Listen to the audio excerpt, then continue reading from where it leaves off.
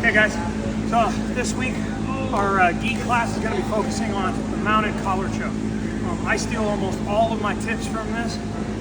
Sorry guys, it was hot here tonight. I steal almost all of my tips from this for Padre Gracie.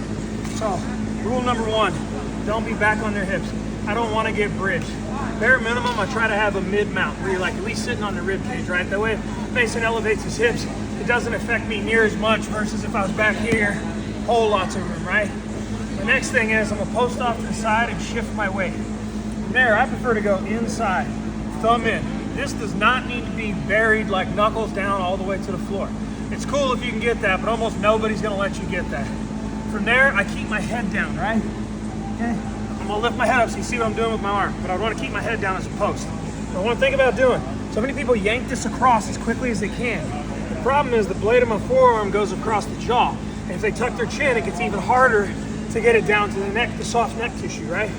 So instead, while my forehead's down, I drop my elbow and I try to you can't really see it with my sleeve up, but I actually bend my wrist down to where it's in like a U, so it goes under that jaw. And then while my forehead's down, I scoop my elbow up and under their chin. Now from here, I'm gonna walk my arm around to the other side, and I like taking my forearm about midways up the cheek right here.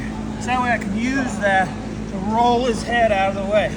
If I can get all the way to thumb in the collar, fantastic. My forehead's down, I drop my elbows again, and I'm squeezing like I'm doing a barbell or a rope, right? Pulling in. What I don't want to see is elbows out, pulling this way. Much weaker recruitment of muscle tissue.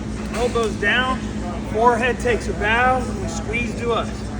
So again, forehead down, scoop the chin, walk around, shove the face out of the way, collect the collar, elbow clamp.